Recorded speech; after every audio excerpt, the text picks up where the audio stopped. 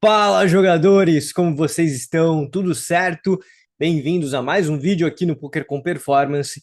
E hoje, meu velho, eu vou te entregar o ouro. Eu vou te ensinar a montar a grade perfeita para o jogador de poker online de torneios. Então fica ligado nesse vídeo que eu te prometo, velho. Eu juro para você, se você não sair daqui ganhando mais dinheiro com essa grade, tu volta aqui no meu canal, nesse vídeo, e me esculacha, queima meu filme, me descasca, fala que eu te entreguei uma falsa promessa, arregaça aqui mesmo, mano, porque eu tenho convicção que se você aplicar os conceitos que eu vou te ensinar nesse vídeo, isso é impossível de acontecer. E você vai fazer o contrário. Você vai vir aqui me elogiar, você vai vir aqui me agradecer. Beleza? Então fica ligado nesse vídeo que o ouro vem, bicho. O ouro vem. Fechado? Vamos lá. A grade perfeita para o jogador de poker de MTT. Bora! Vamos começar aqui, jogador, com algo que eu sei que vocês gostam. Formulinha. Tá? A fórmula da grade magnânima do jogador de MTT. Assim, pessoal, por óbvio, isso aqui não é uma fórmula científica, né? Não tem um método científico aqui, mas é uma fórmula empírica, aplicada, testada e replicada na realidade, não só comigo, mas com os meus jogadores do Ultramental, o time que eu fundei, que eu gerencio e que, claro, tem a minha pele em risco ali, tem o meu dinheiro ali. Então não é uma forma que eu cheguei da minha cabeça aqui do nada e estou vomitando para vocês. É algo que não só funcionou para mim, mas funcionou em escala para aqueles jogadores dos quais eu tenho uma grande responsabilidade frente à carreira. Então, se tivesse dado errado isso aqui, eu não estaria nem falando para vocês no YouTube, porque viriam os jogadores que jogam para mim ou que passaram pelo time e me desmentiriam aqui, né? Minha reputação está em risco quando eu falo esse tipo de coisa para vocês, tá? Então, fiquem tranquilos que funciona. É só você aplicar direito, beleza? Então, vamos lá. Deixa eu explicar para vocês o que está escrito aqui, o que significa cada sigla. GM é de grade magnânima, enfim, o nome bem popularesco que eu dei aqui. Vamos para o que interessa, que é a segunda parte da fórmula, da equação aqui, tá? Então, SF é de small field. O que é small field, pessoal? Field aí que vai de 50, até menos, né? Deixa eu colocar aqui de 20 a 400 jogadores. EF é de easy field. O que é um field fácil, né? Easy field.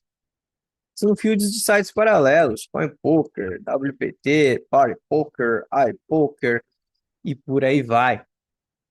Tá? São sites onde você encontra uma concentração maior de fishes e regs fracos do que em sites considerados mainstream, como GG Poker, PokerStars.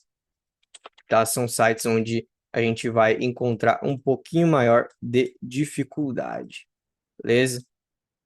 EV, que é V de volume. Tá? Então, de pouco adianta você jogar fields curtos e fields fáceis se você não conseguir imprimir volume, beleza? Porque o teu retorno sobre o investimento, o que você vai conseguir gerar de receita aqui, vai estar mais dependente da sua capacidade de volumar. Por que isso, pessoal? Porque quando você joga fields grandes, né? Fields ali acima de 1.000 jogadores, por exemplo, se você acerta um grande hit, você joga o teu ROI lá na lua. Então você fica um pouco menos dependente do volume. Mas ao mesmo tempo, é claro, o lado ruim é que se você não acerta esse grande hit ou esses grandes hits, a variância negativa pode basicamente destruir o teu ano no poker, tá? Vamos lá, jogador. Para deixar mais tangível aquilo que eu tô falando dessa formulinha, da grade magnânima, eu trouxe para vocês um site chamado primedope.com, um site gratuito que você pode acessar aí normalmente. Ele é um site utilizado para a gente fazer simulações, né? Simulações de quanto esperar de prejuízo ou de lucro para determinadas estruturas de torneios em um intervalo específico de tempo, tá? Então, qual que é o exercício aqui? A gente comparar essa grade de field curto com grande volume versus uma grade de field maior, sendo que vocês podem colocar aqui para efeitos comparativos o mesmo ROI, né? Mesmo retorno sobre investimento, mesma estrutura de premiação e ver as diferenças. E é aqui que a mágica acontece. Vamos lá. O primeiro dado que a gente tem que colocar aqui é o number of players, número de jogadores, tá? Que é o que a gente chama de mediana. Esse é o dado que sai, tá? No Sharkscope, beleza? Mediana, que é literalmente o valor que fica bem no meio quando você coloca todos os números em ordem. Tá? Essa definição popular é meio que o meio do caminho. Por que que ele é um número mais fiel do que a média? Que é essa definição aqui em cima. Porque a média, ela é muito impactada pelos extremos, né? Digamos que pelo tiro que você tá dando num domingo, um field gigantesco, e pelo extremo também do field talvez menor que você esteja jogando, tá? A mediana, ela dá um número mais fiel de qual é, digamos assim, a frequência maior de torneios que você joga com aquela característica de participantes. Vou dar um exemplo aqui, tá? Então, eu peguei um conjunto de dados, ou seja, de número de participantes de torneio arbitrário, tá? Que é esse aqui. Então, imagine que isso aqui são 10 torneios jogados, cada número desse é um número de participantes, tá? A média desse conjunto, ela é essa aqui. Fiz até as continhas já antes para trazer para vocês. A média é essa aqui, 184. E a mediana é 100. Olha como são números diferentes, né? Olha como são números diferentes. Por que que a média dá quase o dobro da mediana nesse caso? Porque ela é muito impactada por esse número aqui, né? Coisa que não acontece com a mediana. Beleza? Então, quando a gente vai por Prime Dope, a gente usa mais a mediana do que a média. Beleza, ITM 25, buy-in, tô fazendo aqui um exemplo com 10 jogadores, ROI de 20%, number é o número de torneios que você quer analisar. Então eu coloquei aqui um número de 10 mil torneios que representaria o que você jogaria, por exemplo, num ano. Um jogador que faz ali por volta de entre 1.900 torneios no mês faria isso no fim de um ano, né? 10 mil. Então vamos lá, vamos dar uma olhada no que aconteceria aqui. Olha isso, pessoal. Primeira coisa bizarra, né? O pior cenário, entendam isso aqui, tá? Esse número como o pior cenário possível, esse aqui da esquerda, e o da direita como o melhor, entre aspas, tá? O melhor cenário possível dentre essas simulações. São rodadas 1.000 simulações diferentes aqui, né? Que é o sample size de 1.000. Então são 1.000 cenários diferentes. Desses 1.000 cenários, o pior cenário de todos é $6.700 e o melhor cenário dos 1.000 rodados é $35.000. Olha que loucura! Com esses dados, tá? Com field pequeno, tendo um ROI de 20%, que é muito possível você obter jogando no average buy-in 10, fazendo 10 mil torneios no ano, você sequer deveria esperar uma perda. Que loucura! Não existe basicamente variância aqui. Uma coisa também, essa serve para quem joga por conta, é que o bankroll necessário para você jogar esses torneios, o inicial, né, digamos assim, seria de $2.000, $2.200. Com $2.200, começando a jogar torneios com essas características, você, em tese, nem precisaria ficar fazendo novos aportes, já seria o suficiente. E como eu mostrei antes para vocês, a probabilidade de perda depois de jogar esses 10 mil torneios com essas características é zero. Cara, se isso aqui não te abre a mente, não rompe com aquele paradigma do jogador que fica um ano sem ganhar, um ano e meio sem ganhar, se isso não rompe todas essas crenças limitantes, eu não sei o que vai romper, cara. Eu não sei o que vai romper. Existe sim um jeito seguro de se jogar poker, em que o pior cenário não é ruim e que o melhor cenário ele ainda é muito bom, cara. Pô, 35 mil dólares para quem joga um average buy-in 10, tá ótimo. Lógico, é o melhor cenário. A gente deveria esperar algo entre, sei lá, 20, 25 mil dólares, que também, pô, para jogar esse ABI, ótimo, ok, tá? Então, o risco de ruína com esse bankroll aqui de 2 mil dólares, por exemplo, ele é baixíssimo, tá? Baixíssimo. Risco de ruína 13%. Beleza? Agora, pessoal, o que eu peguei aqui para a gente comparar?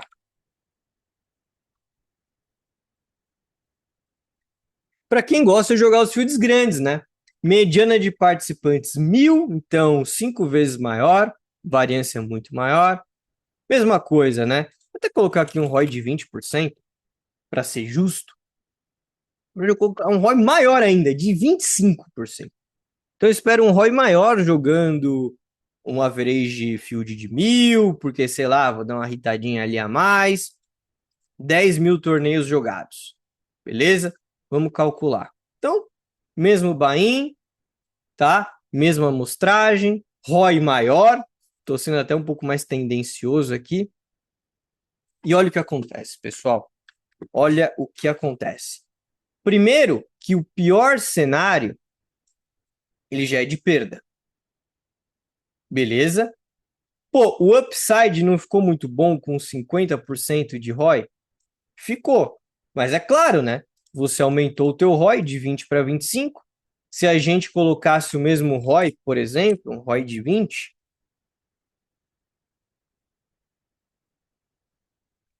olha o que aconteceria, né? O mesmo ROI, tá?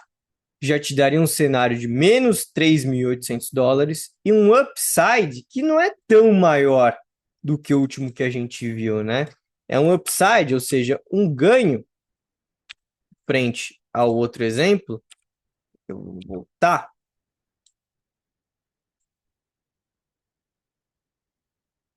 De 12 mil dólares, né? Pô, 12 mil dólares, $1.000 a mais por mês é dinheiro? É dinheiro, mas a gente está falando do melhor cenário, tá? Do melhor cenário.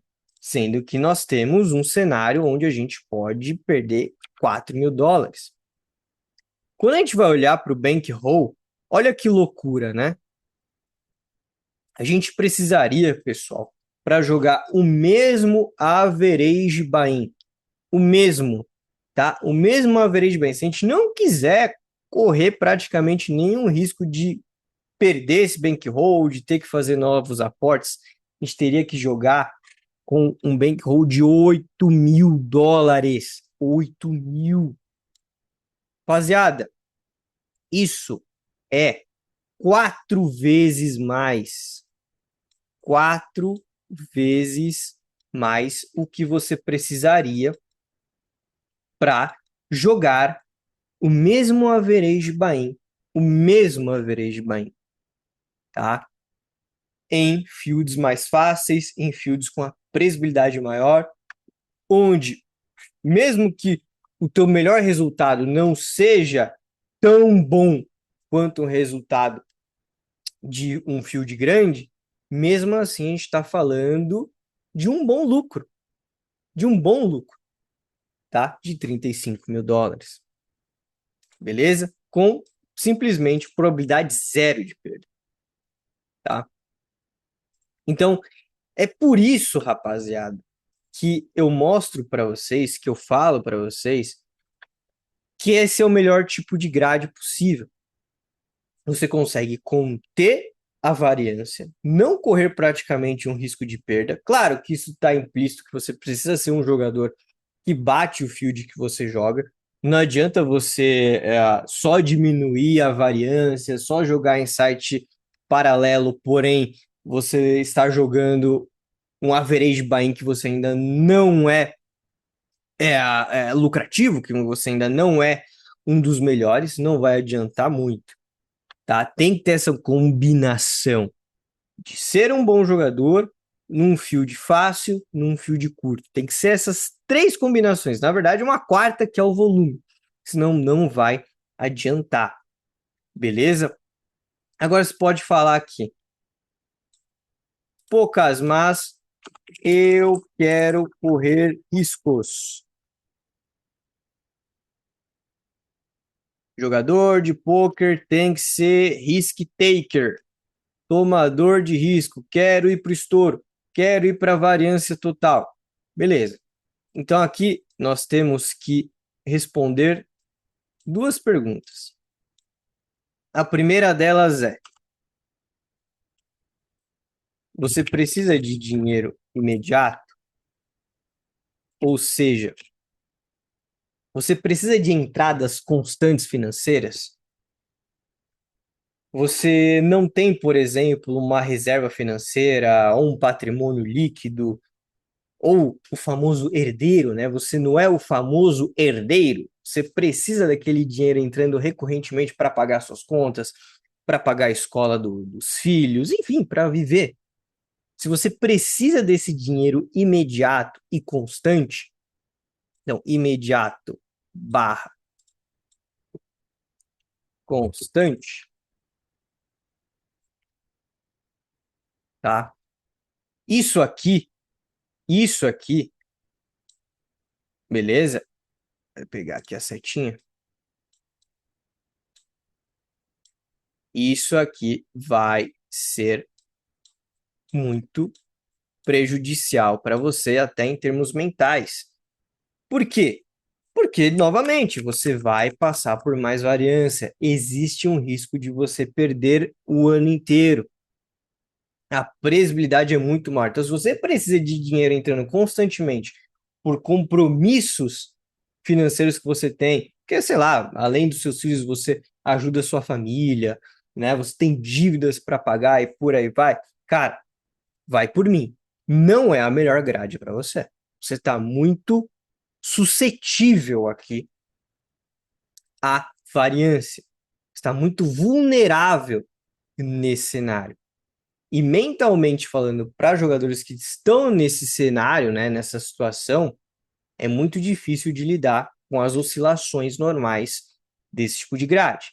Beleza? Então, esse é o primeiro ponto. Se a resposta aqui for sim, preciso, então, cara, já não é esse tipo de grade para você. Beleza? Agora vamos para uma segunda pergunta.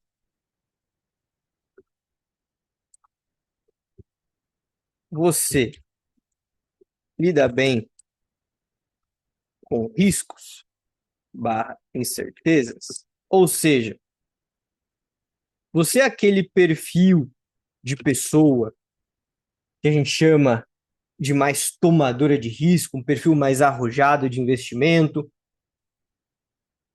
que não liga para o risco, que lida bem com o risco, que mesmo que você precise daquele dinheiro imediato, meu, você não tá nem aí, você vai lá, você dá um jeito, e se fica devendo também, que se dane, entra lá o bloqueio judicial, fica com o CPF sujo, você não está ligando que tem esse tipo de pessoa. Então, meu velho, pode ser que essa grade de maior variância faça sentido para você. Ou se novamente você é o famoso herdeiro. Então, cara, a melhor combinação possível é, se você quer jogar essa grade de maior variância, é você não precisar do dinheiro constante e, ao mesmo tempo, lidar bem com riscos e incerteza. Aí, meu velho, aí essa grade é para você. Vou até colocar aqui com o verdinho, né? Aí essa grade é para você. Então aqui, não, não preciso. E aqui, sim, lido bem. Essa grade é para você. Mas pela minha experiência, esse número não passa de 5% de todo o field, de todo o mercado do poker. Porque, pessoal, são pouquíssimas as pessoas que não precisam de um dinheiro constante imediato para pagar suas contas. São pouquíssimas pessoas que têm a sua vida financeira já resolvida com seus 20, 30, 40 anos. Além disso, como eu falei, não é só você estar com a sua vida financeira resolvida. Às vezes a pessoa tá, mas ela não tem um perfil comportamental que lida bem com risco e incerteza. Então você tem que ter essa combinação conjunta funcionando para que essa grade faça sentido. É uma combinação, probabilisticamente falando, rara. Então aqui você pode até lidar bem com o risco e incerteza, mas você precisa do dinheiro. E para você, cara, é essencial. Você não pode deixar de pagar a escola dos filhos. Você tá, às vezes, com uma mãe, com algum parente doente, que mesmo que você por si só não ligue do teu CPF tá sujo, de você ficar devendo, mas você precisa essencialmente daquela grana. Então, você precisa do dinheiro, mas você lida bem. Aí, meu velho, é um meio certo, né? Talvez você precise encontrar um meio termo. Talvez você precise encontrar, talvez, uma grade em que a mediana seja, sei lá, 500, 600, 700, não sei. O que eu sei é que essa é uma grade restritiva. Ela funciona para poucos. E essa é uma grade universal, que funciona para todo mundo. Todo jogador que bater o field que joga, que for melhor do que a média do field que joga, e aplicar essa fórmula, ela vai funcionar. Essa aqui, você pode até pegar o jogador com perfil oposto, que precisa do dinheiro, que não lida bem com risco e incerteza e ela funcione.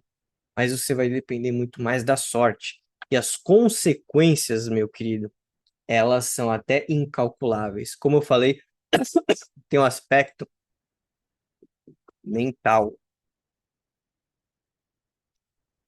Será que essa pessoa tem dinheiro para pagar um bom psicólogo? Porque passar por uma variância absurda é muito difícil de você conseguir lidar sozinho. Você ficar mais suscetível a crises de ansiedade, outras coisas como síndrome do pânico, depressão. Será que você consegue lidar bem com isso? Às vezes você precisa de uma medicação. Porque o cérebro humano naturalmente já não lida bem com cenários de altíssima volatilidade e incerteza. Ele encara isso como ameaça e ele buga. Esse é o natural. Como eu falei, tem exceções, tem pessoas que, por N motivos, inclusive genéticos, não têm essa predisposição, mas exceção. Então, muito cuidado, tá? Muito cuidado, porque eu te digo, eu te digo, que você pode ser o melhor jogador que for, mas se você estiver jogando uma grade ruim ou incompatível com o seu próprio perfil comportamental barra necessidades financeiras imediatas, você pode ser o melhor jogador do mundo, mas vai dar errado, ou tem grande chance de dar errado. Agora, o contrário, se você for um jogador medíocre, um jogador fraco, um jogador que, cara, não estuda o jogo, mas estiver jogando essa grade aqui, por mais que ela não vá produzir o melhor resultado possível, porque você é um jogador fraco, ela tem muito mais chances de dar certo para você do que essa. Então, um jogador bom numa grade ruim, ele se ferra. Mas um jogador ruim numa grade boa, ele se beneficia.